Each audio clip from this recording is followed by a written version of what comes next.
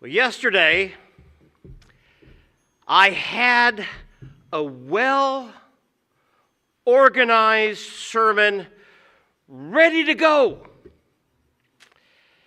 A sermon that was carefully built around this morning's reading from Matthew, this walking on the water. But at the same time, some of you know, others may not, why I'm working on sermons each week. I have a couple of other writing projects. I'm also working on an autobiographical volume with the working title, Ready to Preach. And another volume as well on the history of this church. So there's a lot of balls in the air. And yesterday, I shared a chapter of Ready to Preach with my wife. And the title of the chapter goes along with this painting. The title of the chapter is Out of the Boat, My San Diego Moment. It's the chapter title. She read it. And she gently pointed out, well, it tells the story, but it doesn't show how it moved you. She was right. She was right. Telling a story, that's one thing. But letting people see how it shaped you, that's harder. That's much harder. Vulnerability isn't easy. It feels risky when you're vulnerable. But I also knew that she touched on something that was important. So I set aside a sermon that I really want to preach next week. And this morning, though, I want to share something more personal. Not just what happened, but what it meant. And here it is. Starting a church was never part of my plan. If you had asked me a few decades ago what my future looked like, church planter would not have made the list. And then one day out of nowhere, came the question, Lonnie, would you plant a church? It was Dick and Marilyn Vitek, and I knew them well. They're wise, they're grounded, they're full of vision, and they're also people I trusted. But the question hit me like a curveball. I then flew out to their Southern California home to meet with them, thinking, well, I'll just hear you out and see what's going on. And instead of just hearing them out, something deeper happened. During those few very intense days, full of prayer, of reflection, and honest wrestling, I sensed a shift. Not a shift in my plans, but a shift in my heart. Something was stirring. Something was at play. But it was not until the moment where it all clicked, where just a few days later, at the National Pastors Conference in San Diego, Keith, my San Diego friend. And according to my journal, I'm a journaler, it was February 17, 2001. I was there with my wife, Mercedes, who joined me for the conference. And John Orthberg gave a message we would never forget. It's what the painting here is all about. And he spoke about Peter walking on water. And there was one line that pierced me in the sermon. And he later published a book himself on that as well. And the line is, if you want to walk on water, get out of the boat. Get out of the boat. It was like a light switched on. And I'd realized then I was clinging to safety, predictability, comfort, control. That's what modeled my life. But that's not where Jesus was calling me. Where was Jesus? He was out of the water. He was on the water. And if you think of that visual of Jesus on the water, it's terrifying. But it is also holy. Terrifying and holy. I turned to Mercedes. We both were sobbing like babies. And in a whisper, only the two of us could hear, we said together, we're out of the boat. That's it. Wow. That was it. I told Dick, I said, well, if you gather some people and you start a new church, and if they want to call me to be their pastor, it's their decision. I'm in. I'm in. But this is not just my story or Mercedes' story. It's all our story in many ways. Here's what I'm getting at. God did not create us to stay on the boat. Orthberg calls us, and I love the line, we are all would-be water walkers. You're a would-be water walker.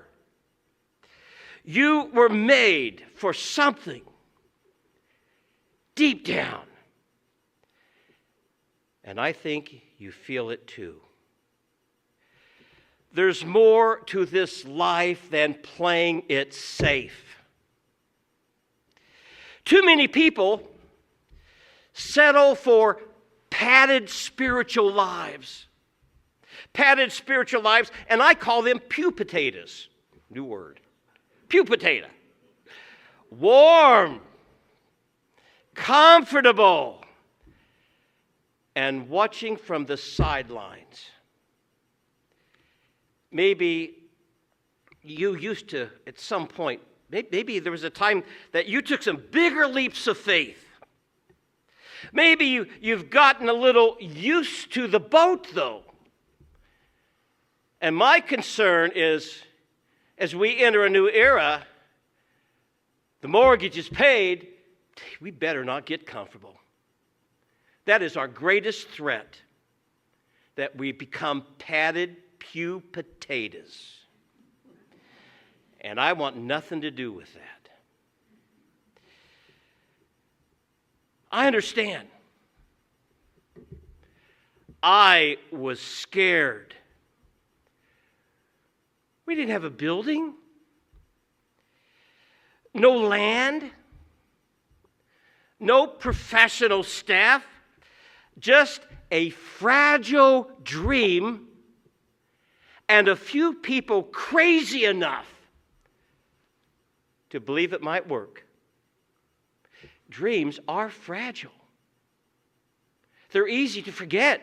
They're fragile. They're here, and then they're fragile. But it takes a few crazy people enough to believe it might work. Therein, the Scripture calls us fools for Christ. Can you see the connection? I remember one early morning, before we were even in a theater. We spent time meeting in homes, talking, and we got talking about money. I said, gang, this will cost something. There's funding that's kind of required, and no one's talking about that. And we're wondering, how would we even get started? And one person pulled out a dollar bill and scribbled on the dollar bill, Lonnie, your first dollar at FRCC. And then they passed it around, the folks at the table, and they all signed it. And I still have that. I call it the walk-on-water dollar.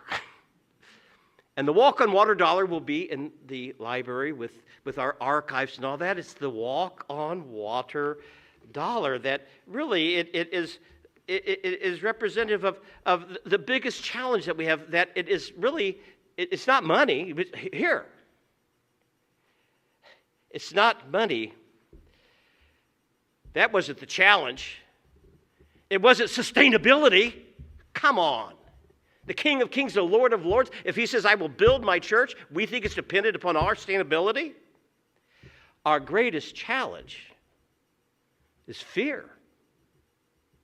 Raw, honest fear of failing in front of people that we love and respect.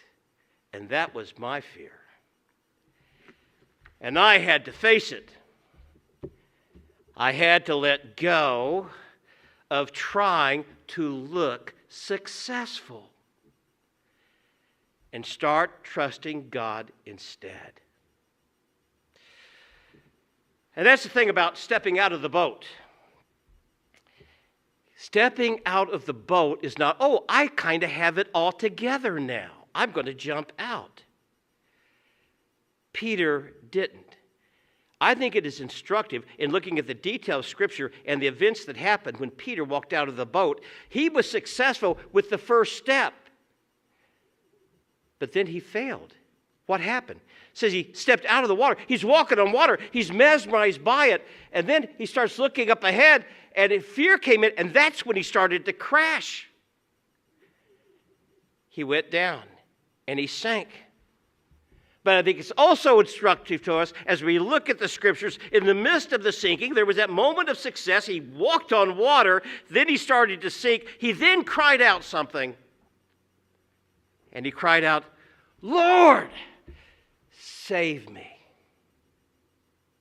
Save me. And Jesus didn't hesitate.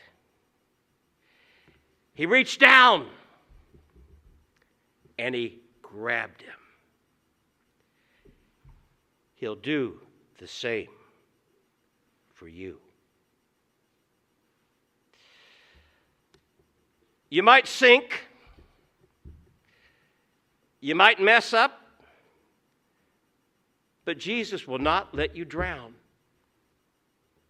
Faith isn't about all of a sudden, oh, I have it all together.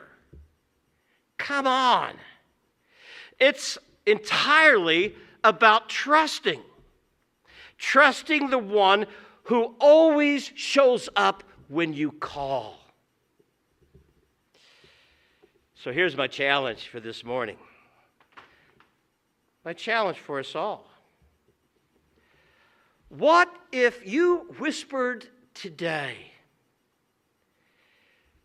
Jesus, I'm yours. I'm yours? What risk are you calling me to make? I'm yours. What risk are you calling me to make? Would you sign your name on that walk on water dollar? Just sign your name on it. Those folks did. And then essentially saying, I'm in. I'm invested. I'm going to break protocol a little bit. I'm going to embarrass someone. Usually when I'm going to mention someone, I say, do I have your permission? I might ask for permission. 30 years ago, next month, I went to Wisconsin to start a new ministry. And it was a Sunday morning, an early Sunday morning, and sharing a vision for the church. And there was hundreds of people who had those "Hello, my name is" badge. They write their name on it. And I'll never forget one person, and it was Ted Klum. Putting you on the spot, Ted. Yeah. He walks through, and he says, hey, bud, I'm in. Then he pulls his name tag off, that sticky thing. He said, here's my name. He's in. He's in. In a few weeks, their first grandson is going to be baptized here. He's in. He's in. The storms will come. Your faith will falter. And you will have moments of doubt. But Jesus is right there. Every time. And then you will do something that you never thought you could do. You'll walk on water.